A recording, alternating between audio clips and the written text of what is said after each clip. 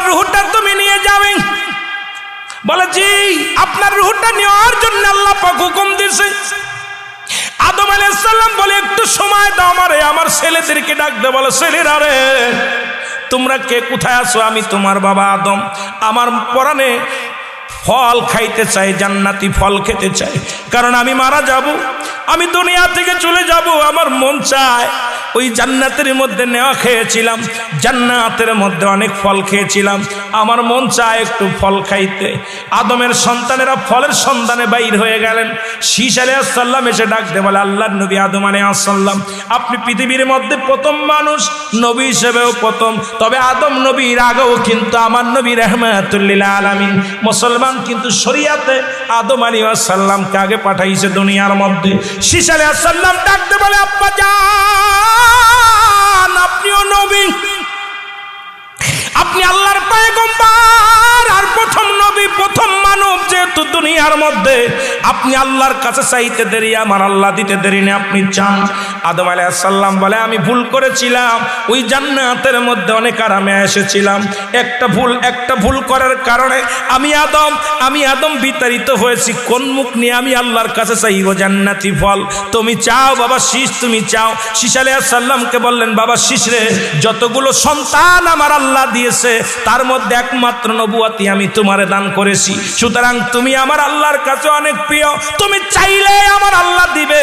শীষ আলাইহিস সালাম চাইলেন আমার আল্লাহ, আমার আব্বা জান আল্লাহ শুনে নেন, যেহেতু একটা সন্তানের কাছে বাবার হলো 14টা হক, এই 14টা হকের মধ্যে 7টা হলো জীবিত থাকতে, 7টা হলো মৃত্যুর পরে। সুতরাং বাবাকে খুশি রাখার জন্য, বাবার ওই মনের চাহিদা মিটানোর জন্য আদম আলাইহিস সালামের সন্তান শীষ আলাইহিস সালাম দুটি হাত উঠায় দিলেন আল্লাহর দরবারে, আমার আল্লাহ তুমি আমার বাবাকে তুমি জান্নাত থেকে ফল পাঠায়া দাও।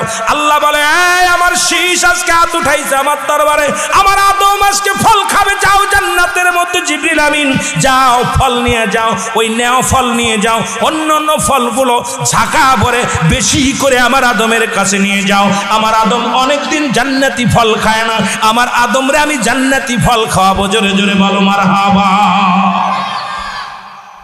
ফল নিয়ে জিবরিল আমিন যখন ফেরেশতারা নিয়ে রওনা হয়ে গেলেন, আমার আল্লাহ ডাকতে বলে ফেরেশতারা দাঁড়াও, এ জিবরিল দাঁড়াও, কারণ পৃথিবীর মধ্যে আমার আদমের যত সন্তান হয়েছে প্রত্যেকে জোড়ায় জোড়ায় একটা ছেলে একটা মেয়ে, আমার শীষের সঙ্গে কোনো জোড়া দিই নাই, সুতরাং আমার শীষ অবিবাহিত আছে। যেহেতু নবুয়ত পেয়ে গেছে, জান্নাত থেকে একটা সুন্দরী হুর নিয়ে যাও, কারণ দুনিয়ার কোনো মেয়ে শীষ আলাইহিস সালাম বিয়ে করবে না, দুনিয়ার মধ্যে আমি বরাদ্দ করি নাই শীষের জন্য, এই জান্নাত থেকে একটা হুর নিয়ে যাও, এই হুরের সঙ্গে শীষ আলাইহিস সালামের বিবাহ পড়ায় দিবা, কারণ আদম আলাইহিস সালামের দায়িত্ব একেতে শেষ হয়ে যাবে। কারণ আদম আলাইহিস সালাম, মুসলমান শোনো, আদম আলাইহিস সালাম ছিল নবী, উনি মৃত্যুর আগে ওনার একমাত্র অবিবাহিত সন্তান, ওকে যদি বিয়ে করায় দাও আদম আলাইহিস সালাম তার দায় মুক্ত হয়ে যাবে, চলে যাও তাড়াতাড়ি চলে যাও।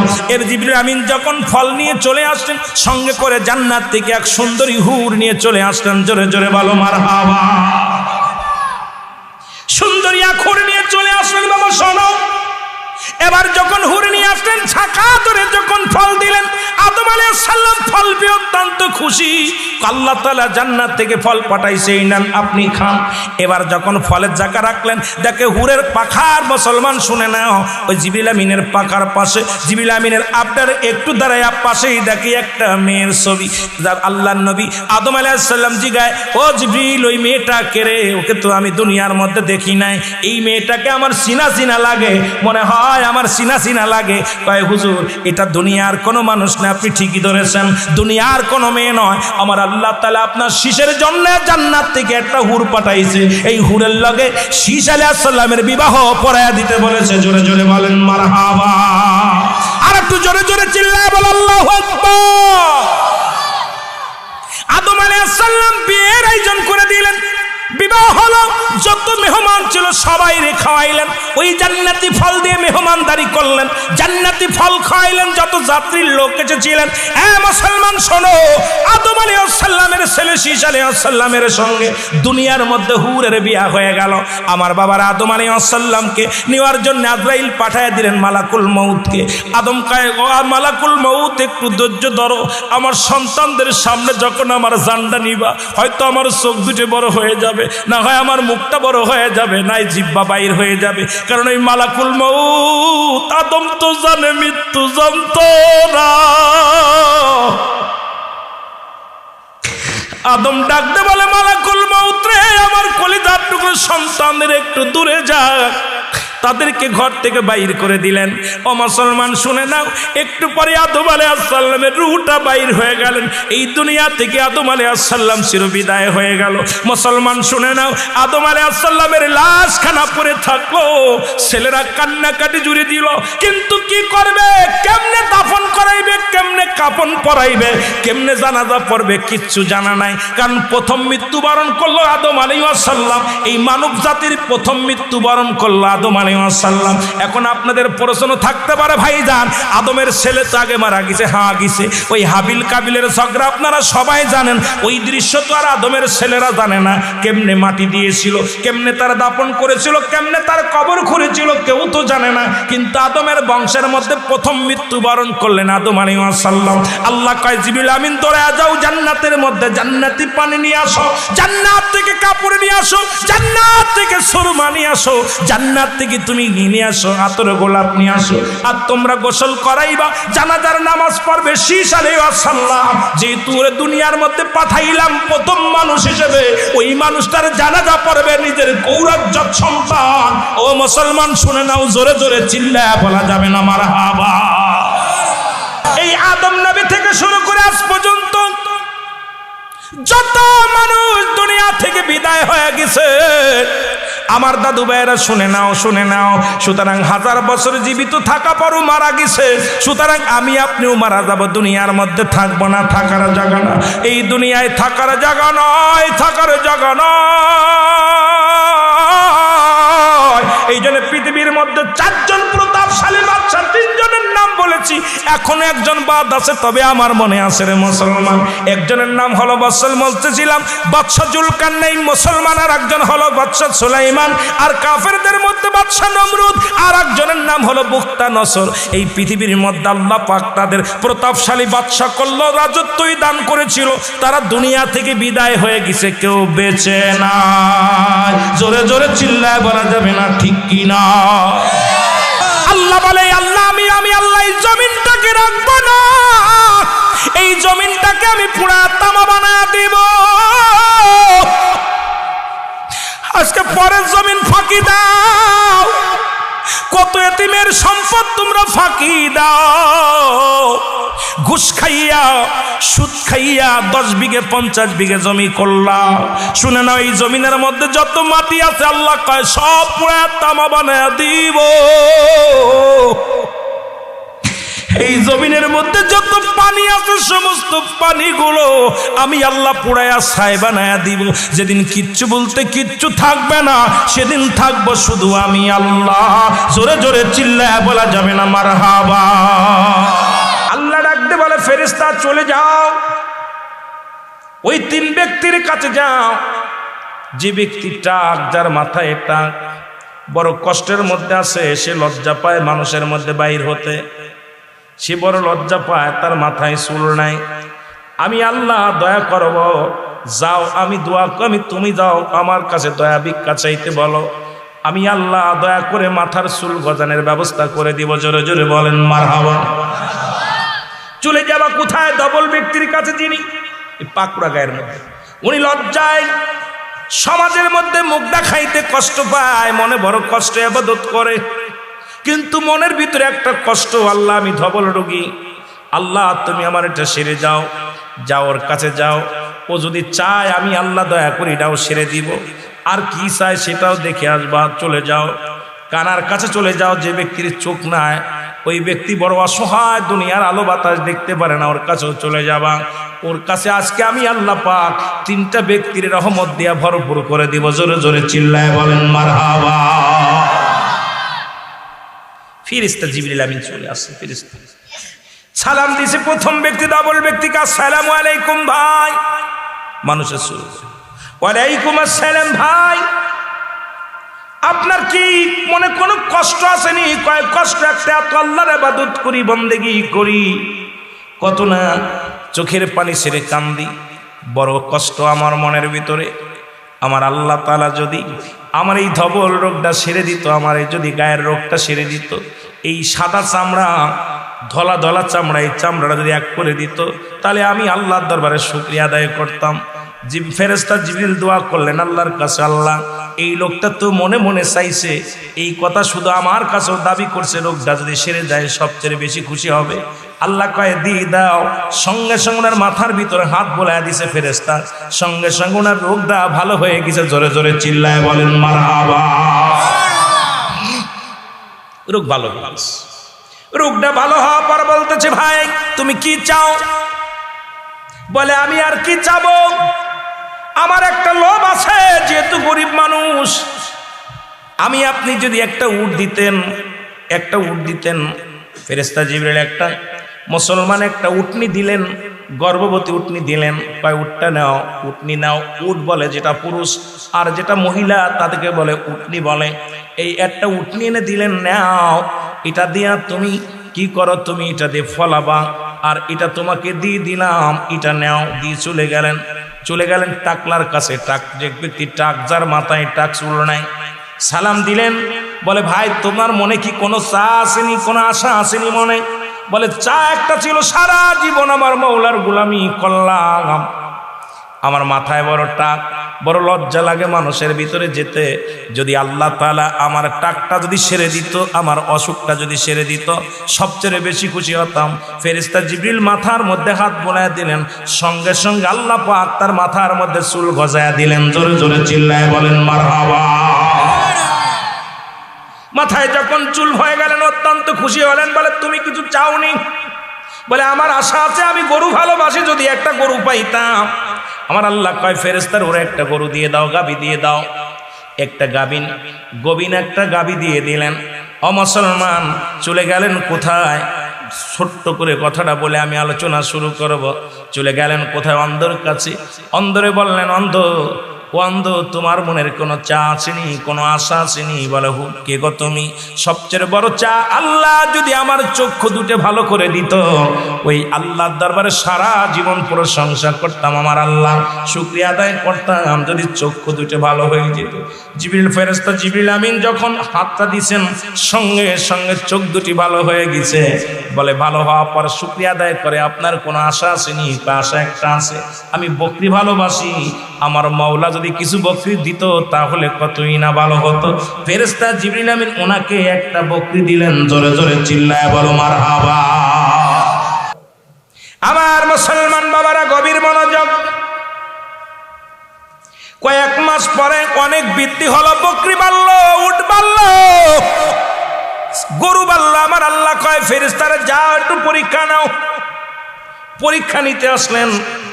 প্রথম ব্যক্তির কাছে ফেরেশতা জিবরিল আসলেন, সালাম বিনিময় করে বলে, ভাই আমি গরিব মানুষ, পথিক মানুষ, তুমি তো আগে ছিলে, ধবল রোগী ছিলে, আল্লাহ তোমারে দয়া করছে, তোমার অনেকগুলো উট আছে, আমাকে একটা উট দাও, আমি পথিক মানুষ, খরচ করে আমি পথ হারিয়ে ফেলেছি, একটু যাব। কয় তোমার কে বলছে আমি ধবল রোগী ছিলাম?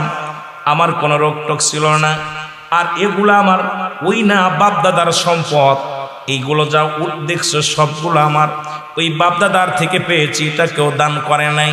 অস্বীকার করলেন, দিলেন তো দিলেনই না, আর অস্বীকার করলেন।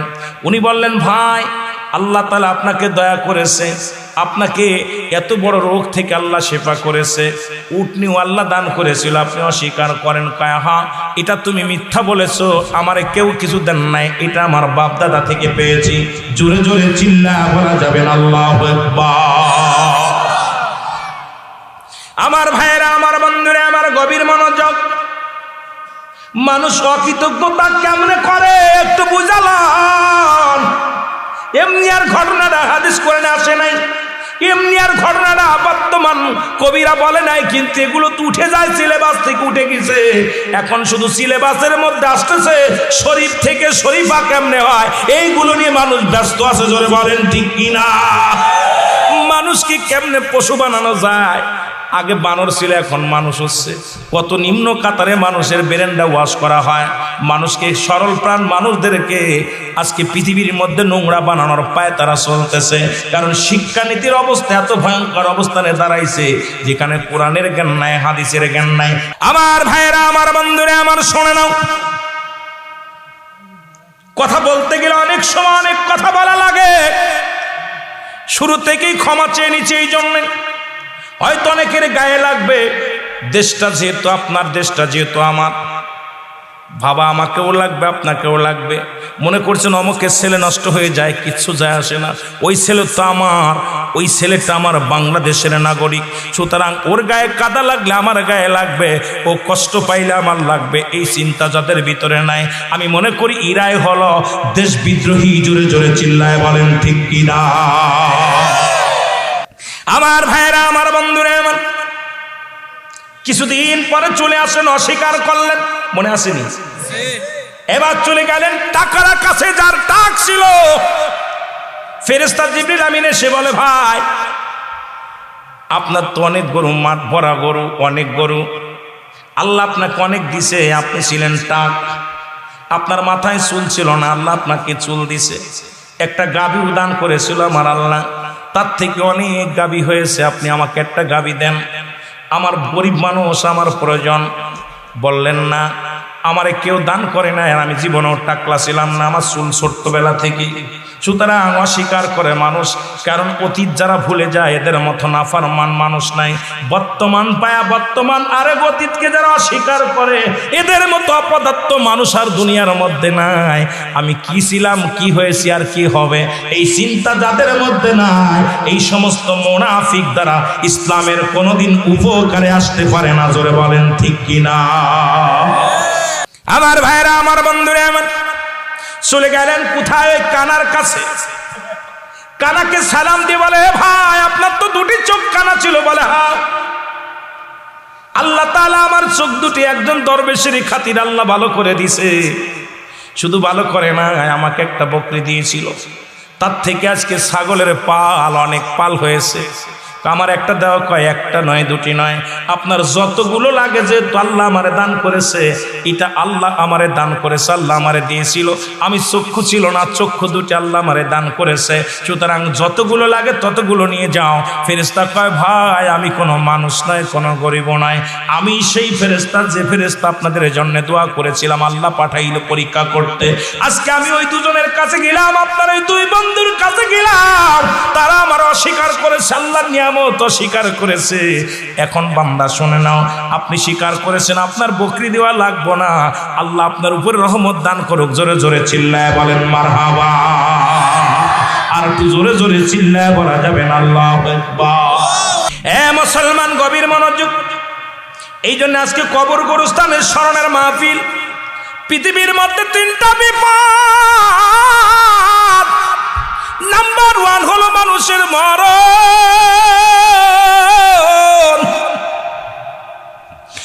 নাম্বার 2 হলো কবর, নাম্বার 3 হলো কিয়ামতের ময়দান। একটা নাম্বার বিপদ হলো মানুষের মরণ, 2 নাম্বার বিপদ হলো কবর, 3 নাম্বার বিপদ হলো কিয়ামতের ময়দান। দাদু ভাইয়েরা, মরণের কথা বলতে গেলে চোখ দিয়ে পানি এসে যায়। আল্লাহ,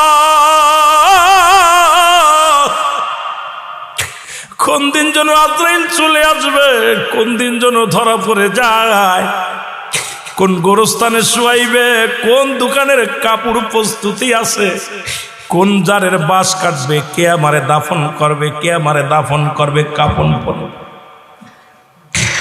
মুসলমান, গভীর মনোযোগ। মানুষের মৃত্যু হয় 2টা টাইমে, একটা হলো রাতের বেলা, একটা হলো দিনের বেলা। মুসলমান, দিলের কান্ডা লাগায় শোনো, পৃথিবীর মধ্যে আসার সিরিয়াল আছে, যার কোনো সিরিয়াল নাই। দেখা যায় দাদা জিন্দা, নাতি নাই। দেখা যায় বাবা জিন্দা, সন্তান নাই। সন্তানের লাশ বাবার কাঁধে, বাবার লাশ সন্তানের কাঁধে। এই পৃথিবীর মধ্যে সন্তানের লাশ বহনকারী ব্যক্তি জানে গো, ওই সন্তানের লাশটা কত ভারী। যারা তার বাবার লাশটা কবরে শোয়া বন্ধন অনেকেই মারা গেছে, যারা বাবা মার লাশটা বিদায় করে দিছে সেই জানে বাবা মার লাশ কত ভারী। যারা আদরের সন্তান হারাইছে সেই জানে আদরের সন্তানের লাশটা কত ভারী রে মুসলমান। আল্লাহ, ও আমার আল্লাহ, এই মানুষের মৃত্যু হয় দুইটা টাইম, একটা হলো রাতের বেলা, একটা হলো দিনের বেলা।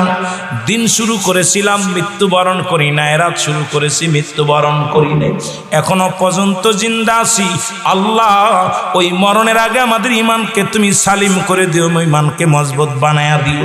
আর মরণকালে মধুর কালেমা আমাদের জবানে বাইর করে দিও, লা ইলাহা। কত সাদের জীবন গড়লা, আজরাইল আইলো গো। যেদিন আয়া যাবে পালানোর কোনো জায়গা পাবি না। আজরাইল যেদিন আপনার আমার সামনে হাজির হয়ে যাবে, সেদিন পালানোর কোনো পথ পাওয়া যাবে না, রাস্তা খুঁজে পাওয়া যাবে না। আজরাইল নিয়ে যাবে। মুসলমান শুনে নাও, এই জীবনের ব্যক্তির জীবনের অমূল্য সম্পদের নাম হলো রূহ, আর মানব জীবনের অমূল্য সম্পদের নাম হলো ঈমান। যেমন রূহবিহীন বডির কোনো মূল্য নাই, এই বডিটার যদি মূল্য দিতে হয় আপনাকে এক নম্বর লাগবে রূহ কানা। এই রূহবিহীন বডির কোনো দাম নাই রে মুসলমান শুনে নাও। আজকে কিছু কথা আমি বইলা যাই রে। আদি পিতা বাবা আদম আলাইহিস সালাম থেকে শুরু করে আখির নবী রাহমাতুল লিল আলামিন পর্যন্ত যত পয়গম্বর, যত উম্মত দুনিয়ার মধ্যে আগমন করলো, সকলেরই মরণের পেয়ালা পান করা লাগছে। জোরে বলেন ঠিক কিনা? ফিরাউন, নমরুদ, কারুন, যারা পৃথিবীর মধ্যে খোদাই দাবি করেছিল তাদেরও মরণের পেয়ালা পান করা লাগছে। আজকে আপনাদের এলাকার মধ্যে যাদের ভয়ে থরথর করে মানুষগুলো কাঁপত, আজকে তাদের কবর উপর দিয়ে কুত্তা শেলে পায়খানা করে, কবর থেকে খেদানোর মতো ক্ষমতা আল্লাহ দেয় না। যাদের ভয়ে এলাকার মানুষগুলো ভয়ে থাকতো, নেতার ভয়ে, মেম্বারের ভয়ে, চেয়ারম্যানের ভয়ে এলাকার মানুষগুলো থরথর করে কাঁপতো, আজকে তাদের কবর উপরে দিয়া গরু ছাগলে ঘাস খায়, কবর থেকে খেদানোর মতো ক্ষমতা আল্লাহ দেয় নাই। সুতরাং এত মস্তানি কেন? কার জন্য ঘুষ খাও, কার জন্য সুদ খাও, কার জন্য জিনা বিচার করো, কার জন্য অন্যায় করো গো, কার জন্য তুমি দুনিয়ায় নামাজ ছেড়ে দিলা, কার জন্য তুমি ইসলামের বিধান বই লাগিলা, কার জন্য তুমি সুদ খাও, ঘুষ খাও। এই দুনিয়ার সম্পদ খাবে লোকে, তোমার দেহ খাবে ওকে। জোরে জোরে বলেন ঠিক কিনা? চারজন ব্যক্তি প্রতাপশালী বাদশা ছিল, তাদের মধ্যে মুসলমানদের মধ্যে দুজন, কাফেরদের মধ্যে দুজন। মুসলমানদের মধ্যে দুজন, একজনের নাম হলো নবী সুলাইমান। আল্লাহ তাকে এমন পাওয়ার, এমন ক্ষমতা দিলেন, যিনি সমস্ত প্রাণীর ভাষা বুঝতেন। মুসলমান শুনে নেন, তাকে আল্লাহ পাক একটা সিংহাসন দান করলেন, যা দ্বারা কোনো পেট্রোল লাগতো না, ডিজেল লাগতো না, কোনো তেল লাগতো না, হাওয়া লাগতো না। সারা পৃথিবী ঘুরে ঘুরে, উড়ে উড়ে সারা পৃথিবী ভ্রমণ করতেন। জোরে জোরে চিল্লা বলা যাবে না মারহাবা। এই নবী সুলাইমান কি বেঁচে আছে না মরছে? কথা কয় না কেন? এত পাওয়ার, এত ক্ষমতা আল্লাহ তারা দান করলো, তারপরও তারা দুনিয়ার মধ্যে জিন্দা রাখে নাই, দুনিয়া থেকে বিদায় হয়ে গেছে। শুধু তাই নয়, মুসলমান আর একজন মুসলমানদের মধ্যে তিনি হলো বাদশা জুলকারনাইন। আল্লাহ তাকে এত পাওয়ার, অর্ধ পৃথিবীর রাজত্ব আল্লাহ তারে দান করেছিল। বাবারা খেয়াল করবেন আলোচনাটা, এত ক্ষমতা, সারা পৃথিবী দুইবার ভ্রমণ করছে। অল পৃথিবীটা, এত বড় পৃথিবী দুইবার ঘুরেছেন। আল্লাহ তাকে একটা মজেদার ঘোড়া দান করেছিল, যে ঘোড়াটা একটা কদম পা ফেলাইলে 12,000 মাইল অতিক্রম করত। সুতরাং বাংলাদেশটা 12,000 মাইল হবে না, বাদশাহ জুলকারনাইনের ওই ঘোড়াটা বাংলার জমিনে পা লাগবে না, একটা পা রাখবে ইন্ডিয়ায় আর একটা রাখবে পাকিস্তানে। এত বড় ক্ষমতা আল্লাহ সেই ঘোড়াকে দান করেছিল। আল্লাহ তারে হায়াত দিয়েছিল 1600 বছর। কত বছর? তুমি বাঁচবা কয়দিন, আমি বাঁচবো কয়দিন? গড়ায়ু সরকার 270 বছর। আমি করে বেটা সব সরকার শোনো। আবার অনেক সময় অনেক পাগলামি করে কেউ কেউ বলে আমরা হায়াত দিয়েছি, নাউজুবিল্লাহি মিন জালিক। কারণ হায়াতের মালিক কে? আল্লাহ। আরো জোরে বলেন আল্লাহ। আমি মনে করি আপনারা আরো হায়াত খাইছেন। যেভাবে মাদক সেবন জাতি যেভাবে মাদক ধরেছে, গাঁজা মদ ইয়াবা একটা প্রতিটা গ্রামের মধ্যে ফ্যামিলির মধ্যে এমন ভাবে নিশায় ধরেছে, এখন বাবা অসহায় হয়ে গেছে, মা অসহায় হয়ে গেছে। এই জন্য আমি বলবো জাতিকে যদি বাঁচাইতে হয়, আরে মুসলমান শুনে নাও, এখনো সময় আছে। এই জাতিকে বাঁচাইতে হলে ঐক্যবদ্ধর কোনো অভাব নাই। আমাদের ঐক্যবদ্ধ হতে হবে। কে সরকারি দল, কে বিরোধী দল, কে নেতা, কে উজির, কে বাদান কর্মচারী দেখার বিষয় না। অন্যায় পেলেই প্রতিবাদ করতে হবে, অন্যায়ের বিরুদ্ধে রুখে রুখে দাঁড়াইতে হবে। জাতিকে বাঁচাইতে হলে আমাদেরকে জাগতে হবে, আর ঘুমানোর সময় নাই। জোরে বলেন ঠিক কি না? আমার ভাইয়েরা, আমার বন্ধুরা, আমার গভীর মনোযোগ। যে কথা বলতেছিলাম, বাদশাহ জুলকারনাইনকে হায়াত দিয়েছিল 1600 বছর। কত বছর? 1600 বছর হায়াত আল্লাহ দান করেছিল। এরপরে যারা মক্কা মদিনায় কয়েকজন হাজির নাম দেখলাম। আজকের সভাপতি হাজি, আজকের প্রধান অতিথি হাজি, প্রধান মেহমান হাজি, কয়েকজন নামের আগে হাজি দেখলাম। মুসলমান শুনে নেন, মক্কা মদিনা থেকে উত্তর দিকে একটা মহাকামা দেখা যায়। এই মহাকামাটার নাম হলো আলেকজান্দ্রিয়া স্মৃতি শহর। এই শহরের মধ্যে বাদশাহ জুলকারনাইনকে শুয়ায় রাখা হয়েছে। উনি একখানা সাইনবোর্ড লিখে গেলেন, দুনিয়ার মানুষ, আমার হায়াত সীমিত, আমি যে ভুল করেছি তোমরা সেই ভুল করো না, তোমরা দুনিয়ার জিন্দেগি নষ্ট করো না, বেশি বেশি আমার মৌলার গোলামি করো, দুনিয়ার মধ্যে তোমরা সময় নষ্ট করো না। 1600 বছর হায়াত পেয়ে যদি বলে সীমিত হায়াত, আমরা বাঁচবো মাত্র 50 থেকে 60 বছর। এত দুর্নীতি কেন রে মুসলমান? কি লয়া যাবা কবরে? তো মুসলমান ওই আপনার ওই জানাজার যখন পরে বিদায় করে দিবে, কাপড়ের কোনো পকেট থাকবে না, কবরে কোনো ঘুষ চলবে না, কবরে কোনো মুসলমান কোনো দুর্নীতি চলবে না। ওই কবরে শোয়ানোর পর নিজের আমল নামাটা নিজ হাতে লেখা লাগবে রে মুসলমান। এর সাধারণ মৃত্যু যাদের হয়, 70টা তাজা উটের গায়ের চামড়া জবাই না করিয়া উল্টো দিকে টান দিয়া লবণ আর মরিচ লাগা দিলে যতটুক যন্ত্রণা হয়, এর 70 মুসলমানের চাইতে 70 গুণ যন্ত্রণা হলো একটা সাধারণ মৃত্যু। এখন আমরা মরণকালে যারা পায়খানা করে দিই, মরণের সময় যাদের প্রস্রাব করে দিই, মরণের সময় অনেক মানুষের চোখ দুটি বড় বড় হয়ে যায়। আল্লাহ,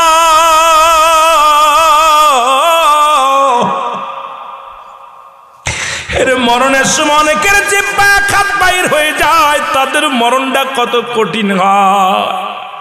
কত মানুষের জানাজা পড়াইলা, কত মানুষের কাপন পরাইলা, কত মানুষের মুসলমান দুনিয়ার মধ্যে কত মানুষের কবরে শুয়াইলা। আরে দুনিয়ার 3 তলা থেকে নামায়া বারান্দায় জায়গা হবে না, সবাই তোমার বিদায়ের জন্য ব্যস্ত হয়ে যাবে রে মুসলমান। এই জন্য আমি আপনাদেরকে বলে যাই, এই দুনিয়ার প্রেম ছেড়ে দিয়ে আমার মাওলার প্রেম করো, আবার আল্লাহর গোলামি করো, নামাজ পড়ো, হালাল খাও, হারাম খাইতে করো না। কারণ এই দুনিয়ার সব কিছু পরে থাকবে, তুমি থাকবা না। জোরে বলেন ঠিক কিনা? আমার বাবারা গভীর মনোযোগ।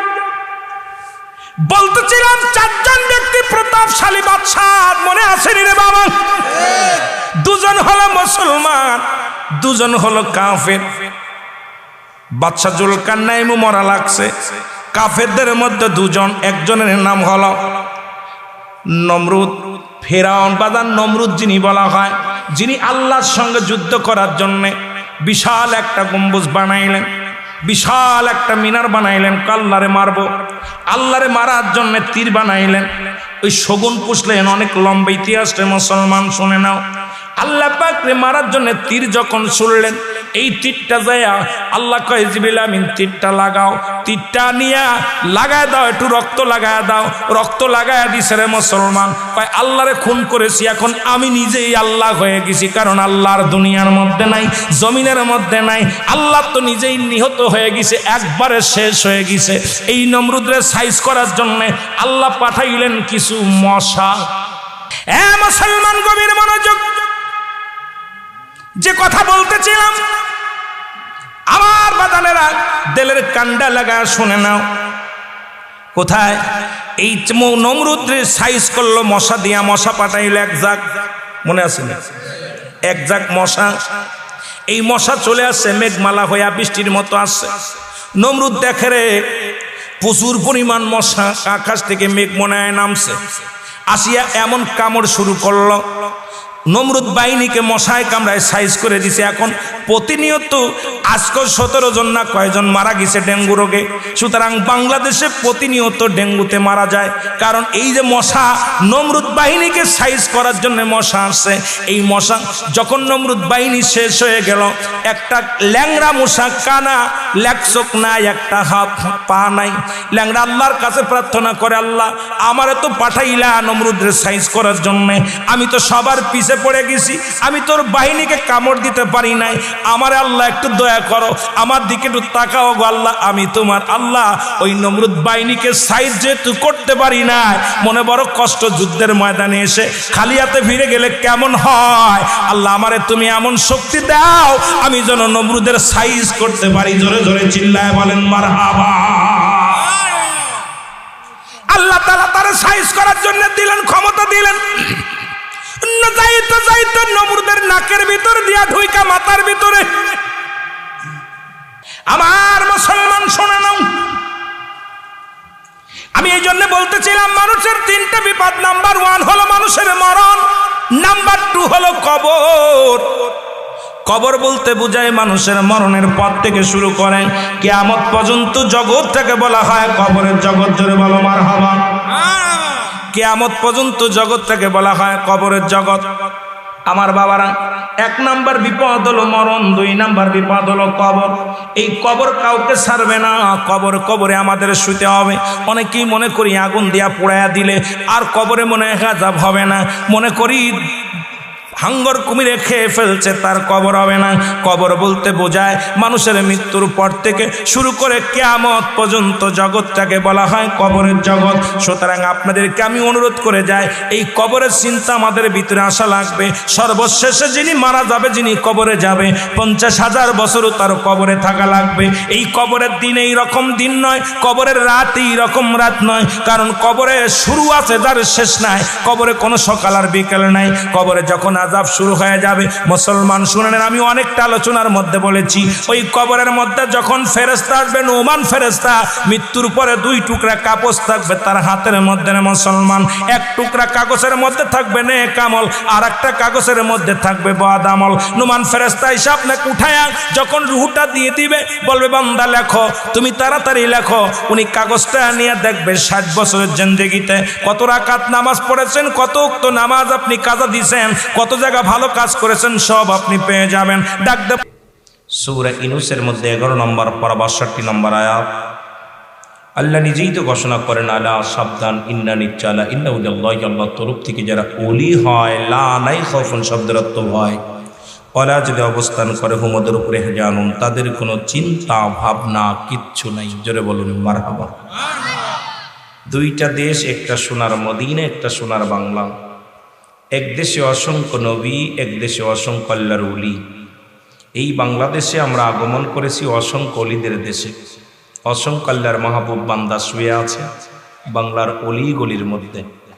রাসূল বলে, মেরকাত শরীফ মেরকাতের 10ম খণ্ড 722 নম্বর পৃষ্ঠা, তাফসীরুল বায়ান 5ম খণ্ড 524 নম্বর পৃষ্ঠা, হুজুর আকরাম সাল্লাল্লাহু আলাইহি ওয়াসাল্লাম বয়ান করেন, আলা সাবধান, ইন্না নিশ্চয়, আলা ইন্না উদাল্লাহি, আল্লাহর তরফ থেকে যারা ওলি হয়েছে, লা ইয়ামুত, তাদের মৃত্যু নাই। জোরে বলুন মারহাবা।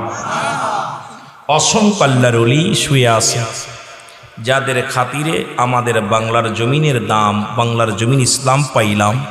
এই বাংলার জমিনে কোনো নবী আসেন নাই, বাংলার জমিনে কোনো সাহাবে ইকরাম আসেন নাই, বাংলার জমিনে অসংখ্য আল্লাহর ওলিরা আসেন। তাদেরকে হাজারো বার সালাম, জোরে বলেন ঠিক কিনা। সালাম জানাই আজকের মাহফিলের সম্মানিত সভাপতি সাহেব জনাব হাজি আব্দুল মান্নান সাহেব, সাবেক মেম্বার গোবিন্দপুর। আজকের মাহফিলের সম্মানিত প্রধান অতিথি জনাব হাজি আব্দুল কুদ্দুস ডিলার সাহেব গোবিন্দপুর।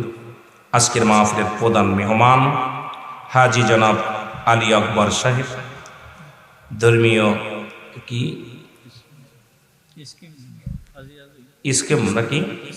Scheme manager Gobindapur. এরপরে আজকের মাহফিলের সম্মানিত যে সমস্ত ওলামা ইকরাম আছেন, বিশেষ অতিথি হিসেবে অনেকের নাম আছে, যাদের মধ্যে জনাব মোহাম্মদ নজরুল ইসলাম সর্দার সাহেব, আতিকুর রহমান সাহেব, জনাব মোহাম্মদ আব্দুল অদুদ সদ্দাগার, জনাব মোহাম্মদ শাহজাহান পুলিশ, জনাব মোহাম্মদ কবির আহমেদ সাহেব, আমিরুল ইসলাম সাহেব। আজকের মাহফিলের সম্মানিত যে সমস্ত বিশেষ ওয়াজিং আছেন, জনাব হজরত মৌলানা শহীদুল ইসলাম সাহেব, জনাব হজরত মৌলানা আব্দুল কাদের সাহেব, জনাব হজরত মৌলানা লুৎফর রহমান সাহেব, জনাব হজরত মৌলানা আজকের মাহফিলের বিশেষ মেহমান যারা শফিকুর রহমান সাহেব। আজকের মাহফিলের সম্মানিত বিশিষ্ট আরেকজন বক্তা জনাব হজরত মৌলানা হাফেজ দেলার হোসেন সাহেব। আজকের মাহফিলের বিশেষ বক্তা যিনি আমার আগে আলোচনা করলেন জনাব হজরত মৌলানা মুফতি আব্দুল কুদ্দুস সাহেব, অন্যান্য ওলামা ইকরাম, মুসলিম ইমাম সব মুসল্লিগণ, সামনের পৃষ্ঠা সে কাম জাকের আমদান প্রাণ মুসলমান ভাই বন্ধুগণ, পর্দারের মা বোনেরা, সকলকে জানাই সালাম, আসসালামু আলাইকুম রাহমাতুল্লাহি ওয়া বারাকাতুহু। কে বা কার জন্যে কান্দে, কে বা কার জন্যে দরদ আছে। এই দুনিয়া থেকে আপনাকে আমাকে চলে যেতে হবে। এই দুনিয়া থাকার জায়গা না, কেউ ছিলাম না, থাকবো না, জোরে বলেন ঠিক কিনা। অতীতেও যারা এসেছিল চলে গেছেন, বর্তমানে যারা আছে এরাও চলে যাবে, ভবিষ্যতে যারা আসবে এরাও চলে যাবে। কুল্লু নাফসিন যায়কাতুল মাউত, প্রতিটা প্রাণীর মৃত্যুর স্বাদ গ্রহণ করতে হবে। মরণ নাই কার কার একটু হাত তোলেন দি, কেউ আছে? মরণ নাই? মরণ আছে। মরণের পেয়ালা পান করতে হবে। আজরাইল আলাইহিস সালাম, হাসি নয় বাবা, আমি হাসির ওয়াজ করতে পারি না, আমি হাসির ওয়াজ করতে পারি না। আমার কথা হলো যতক্ষণ তো পর্যন্ত আমি আপনাদের ভিতরে থাকব, মাছের চোখের মতো একটু পানি গড়ায় ফেলবে, এই চক্ষু দুটি আল্লাহ জাহান নামে দিবে না। মাহফিল তো এখন মাহফিল নাই। যে অবস্থা দেখি মিডিয়ার যুগে, এমন একটা অবস্থানে আমরা দাঁড়িয়ে গেছি, এখন কচুর পাতার উপরে যেমন পানি রাখা যায় না, বর্তমান জামানায় আলেমুলামার ওয়াজের অবস্থা এমন অবস্থা দাঁড়াইছে যা দ্বারা আমরা ইমান রাখা বড় দায়ী হয়ে গেছে, জোরে বলেন ঠিক কিনা। কারণ এক একটা ফতুয়া, এক একজন, এক এক আলেমের এক এক ফতুয়া, আর মিডিয়াতে তাকাইলেই সাধারণ পাবলিক আছে বিপদের মধ্যে, কোনটা মানবে কোনটা মানবে না, কোনটা ধরবে কোনটা ধরবে না। এ বলতেছে সোহটুপি, ও বলতেছে গোল টুপি, ও বলতেছে ফারা পাঞ্জাবি, ও বলতেছে গোল পাঞ্জাবি, ও বলতেছে 7 হাত পাগড়ি, ও বলতেছে 14 হাত পাগড়ি, কে বলতে 3 হাত পাগড়ি। এই মোটামুটি এই যে অবস্থা শুরু হলো, মানে এটা সিম্পল খালি আপনাদেরকে বোঝানোর জন্য বলতেছি। একটা ফতোয়ার লগে আর একটা ফতোয়ার মিল নেই। একটা অবস্থাটা যে বিরাজ করতেছে বর্তমান, বাতিলেরাও যেভাবে শুরু করছে, সুন্নিরাও যেভাবে শুরু করছে, সুন্নি আলেমরাও যেভাবে ধরাধরি শুরু করেছে, এটা একজনের ভুল থাকলে সমাধানের জন্য তাকে বসতে হবে, বলতে হবে দাদা ভাই এই ভুলে যেতে হবে, এটা করতে হবে। এটা এই মিডিয়ার মাধ্যমে যা শুরু হয়ে গেছে, ইহুদি নাসারারা আমাদেরকে হাতে তালি দিতেছে, কারণ তারাও চায় মুসলমান জাতিকে শেষ করার জন্য মুসলমান দিয়ে মুসলমানদের শেষ করতে হবে। আপনি দেখেন রাসূল আকরাম সাল্লাল্লাহু আলাইহি সাল্লাম শুধু এখান থেকে না, আদি পিতা থেকে শুরু করে যত মানুষ পৃথিবীর মধ্যে হত্যা হয়েছে অধিকাংশই মুসলমানদের হাতে, মুসলমান ওই মুনাফিকদের হাতে আক্রমণ হয়েছে, যেটা বলেন ঠিক কিনা। এক মুসলমান আর এক মুসলমানের হাত হত্যার কারণ দেখেন, আপনি কোথায় ওই চলে যান, কোথায় কারবালার প্রান্তে চলে যান। আলী রাদিয়াল্লাহু তাআলাকে কে হত্যা করলো, উসমানকে কে হত্যা করলো, আবু বকরকে কে হত্যা করলো, যত সাহাবীরা ছিল তাদেরকে কে হত্যা করেছে? হত্যা করেছে আমার মতো নামধারী কিছু পশু আলেম। জোরে বলেন ঠিক কিনা? আমার মতো কিছু নামধারী মুনাফিক মুসলমান। এই জন্য আল্লাহ কয় আমিনান নাস, মানুষের মধ্যে মায়া করল, তারা বলবে আমান্না, তারা ঈমান আনছে বিল্লাহি, আল্লাহর প্রতি, বিল আখির, আখিরাতের উপর বিশ্বাস স্থাপন করছে, আমা হুম বিমুমিনিন। আল্লাহ বলে হাবিব রে, একদল বেঈমান মুনাফিক আপনার কদমের মধ্যে যাবে। এই মুনাফিকগুলো আপনার কাছে যাওয়ার পর তারা ইমানদার বলে দাবি করবে, আবার যখন মুনাফিকদের কাছে যাবে তারা বলবে আমরা ধোঁকা দিতে গিয়েছি। আল্লাহ বলেন এদের জন্য আমি আল্লাহ রেখে দিলাম ও ইদ্দাতুল কাফিরিন, কাফির বেঈমান মুনাফিকদের জন্য প্রস্তুতি আছে সাতটা জাহান্নাম। কে কে যাবেন? যাবেন কেউ? কথা আমার বুঝতেছেন? আমি ওয়াজ আসলে বাবা বড় বক্তা না, যদিও আমাকে আজকে একটা কথা আমার পরিচালক সাহেব বলছেন, বিশ্ব জাকের মঞ্জিল থেকে খেলাফত প্রাপ্ত না বাবা, বিশ্ব জাকের মঞ্জিলে কাউকে খেলাফত দেয়া হয় না। বিশ্ব জাকের মঞ্জিলে আমি একজন সাধারণ একজন নগণ্য গোলাম। বিশ্ব জাকের মঞ্জিলের আমি কর্মী গ্রুপের একজন নগণ্য গোলাম। আকাশের নিচে এই জমিনের উপরে আমার মতো নরাধনকে দিয়ে যদি দুই চারটে কথা বলার সুযোগ আল্লাহ দান করে আপনাদের দুয়ার বরকতে, তাহলে বলতে পারবো। নয়তো বলার মতো ক্ষমতা আমার ভিতরে কোনো এলেম নাই, আমার ভিতরে কোনো আমল নাই, আমার ভিতরে কোনো কিচ্ছু বলতে নাই, বলতে কিচ্ছু নাই। আমি পাপী গুনাহগার। আসমানের নিচে আমার মতো নালায়েক দিয়া যদি আল্লাহ দুই চারটে কথা বলার সুযোগ দান করে, আমার জীবন ধন্য। আর আপনারা কুমিল্লার মানুষ, আমি মাগুরার মানুষ, আপনাদের থেকে প্রায় 450-500 কিলো দূরের বাড়ি, 450 কিলোমিটার হবে। যেহেতু ঢাকা থেকে আমার বাড়ি 250 কিলো, তারপর আপনাদের ওখান থেকে প্রায় এখানে 100 কিলোর উপরে হবে, 150 কিলো। তাহলে আমি ঠিকই ধরেছি 250, 300, 350, 400 হবে মোটামুটি। এত দূর থেকে আমাকে নিয়ে আইছেন। আমি যতক্ষণ পর্যন্ত বসে থাকি আপনাদের কাছে অনুরোধ করব, জুমলায়ে খবরিয়া, জুমলায়ে হিংসায়া। জুমলায়ে হিংসায়া বক্তা মনের ভাব প্রকাশ করলে শ্রোতা বুঝতে পারে না। শ্রোতা ইয়েস নো ভেরি গুড, খালি ইয়েস ইয়েস করবে আর তাকবীর দিয়ে। আমাদের শ্রোতা তো উজোকে বাঙালি, যেটা বলে ইয়েস, কথা বুঝেননি, বলেও no no no, very good very good, কথা বুঝেননি, এগুলো হুজোকে বাঙালি। এই জন্যে যে বক্তার মনের ভাব প্রকাশ করলে শ্রোতা কিছুই বুঝতে পারে না, কোনো কসু বুঝতে পারে না, এটাকে বলা হয় জুমলায়ে হিংসায়া। জুমলায়ে খবরিয়া, বক্তা মনের ভাব প্রকাশ করলে শ্রোতা এটা সহজেই বুঝতে পারে, এটাকে বলা হয় জুমলায়ে খবরিয়া। আমিও চেষ্টা করব যেটুকু পারি, সব যে আমার জানা আছে না বাবা, আমার যেটা জানা আছে আপনার সেটা নাই, আপনার যেটা জানা আছে আমার সেটা জানা নেই। আর জানার কোনো শেষ নাই, জানতে হবে। জোরে বলেন ঠিক কিনা? জানার চাইতে মানতে হবে। আমাদের দেশে বর্তমান মানতে রাজি না, মানতে রাজি না। মানকিস কেমন? একজন বলছে বাবা মোষ ভিজা পানি খাইলে মাকরু, মোষটা ছিটে ফেলে। উনি মদ খাইতেছে, মোষ এরম ধরে মদ খাচ্ছে, এরম খাচ্ছে। হুজুরি ওয়াজ করছে মোষ ভিজা পানি খাইলে মাকরু, এখন খাইতেছে কি? মদ কি হারাম না হালাল? মোষ ভিজা কি মাকরু, খাচ্ছে হারাম, মোষ ভিজে যাবে বিলে মোষটার উঁচু করে চলে যাচ্ছে। তা আমাদের অবস্থা এরকম। ওয়াজ শুনতেছি কিন্তু আসলে দাদা ভাই এখন মুসল্লি দেখবেন, আমি হিসাব করে দেখছি 2-4 বছর পরে মাহফিলের ময়দানে মানুষ আসা বন্ধ হয়ে যাবে।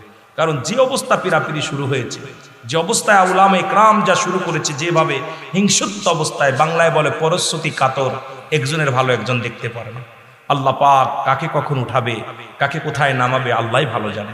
কিন্তু মানব জাতি, এই দুই পায়ে জাতি, আল্লাহ রসুল বলছে বালহুয়া কেলাম, এই দুনিয়াটা হলো পচা দুর্গন্ধ মরি। মানুষের চরিত্র হলো কুকুরের চরিত্র। কুকুর যেমন হিংসুটে প্রাণী, কাউকে ভাগ দিতে চায় না, কাউকে ভাগ দেয় না, সে একাই ভোগ করতে চায়। ঠিক এই জামানায় আমাদের ভিতরে আলেমদের যে অবস্থা শুরু হয়ে গেছে, আমি আশঙ্কা মনে করতেছি, আল্লাহ এখান থেকে ফিরে আসতে পারবো কি পারবো না জানি না। আমাদের যে অবস্থা বিরাজ করতেছে, আমরা ইতরের হাতে মার খাবো, আমরা জানো ইতরের হাতে লাঞ্ছিত হব, অপমানিত হব, কারণ আমাদের চরিত্র একবারে নিম্নগামী হয়ে গেছে। জোরে বলেন ঠিক কিনা? এক ইমাম আর এক ইমামের সূরা ফাতিহা পড়তেছে, কয় ভাইজান সর্বনাশ, আপনাদের ইমাম সাহেব তো সর্বনাশ। কি হয়েছে? কয় জল্লিন কইছে। কি কইছে? কি এত বড় ভুল? আরে ভাই কি জানেন, উনি এত তো মূর্খ মানুষ। এই সভাপতি সাহেব শোনেন, ইমামের পিছনে নামাজ পড়েন, কি পড়েন? ও তো দোয়াল্লিন কয় না, জোয়াল্লিন কয়। ঘটনা কি? কই তাই নাকি? কইতে ইমাম সাহেব আপনার তো মারাত্মক ভুল, কে বলছে জানি না, আপনি বাদ। কথা বুঝলেন? আর আমার দেশে অধিকাংশ মসজিদের ম্যানেজার, সভাপতি সেক্রেটারি সবই ঘুষখোর, জিনাখোর। অধিকাংশ মসজিদের সভাপতি সেক্রেটারি দেখা যায় এরা হলো সুদের মধ্যে জড়িত, ঘুষের মধ্যে জড়িত, কারণ তারা ওই জায়গাটা দখল করেছে। জোরে বলেন ঠিক কিনা? আমি দেখতেছি, যেটা আমার নজরে পড়ছে। আমি আমার এলাকায় এত সুন্দর একজন সভাপতি ছিল, তাকে চেঞ্জ করে এখন বর্তমান যিনি দিছে, মোটামুটি এমনই অবস্থান দিছে, যাকে দিছে এই লোকটা পশ্চিম কারে কয় চিন্ত না। কথা বুঝেন নাই? ইমাম সাহেবের তাগিদ, ইমাম সাহেব এটা করো ওটা করো। ইমাম মানেই নেতা। আজকে সেই নেতাদের মূল্য নাই, মর্যাদা নাই, সমাজ জাতি সব শেষ। জোরে বলেন ঠিক কিনা? আরো জোরে বলেন ঠিক কিনা?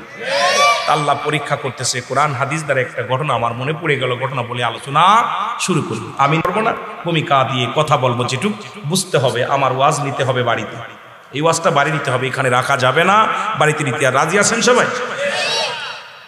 আমি তো আগেই বলেছি, বাবা আপনাদের এখানে অনেক ওলামা একরাম বসে আছেন, আমি তাদের কাছে কিচ্ছু না। যদিও চেয়ারে বসেছি, এই যোগ্যতা আমার না।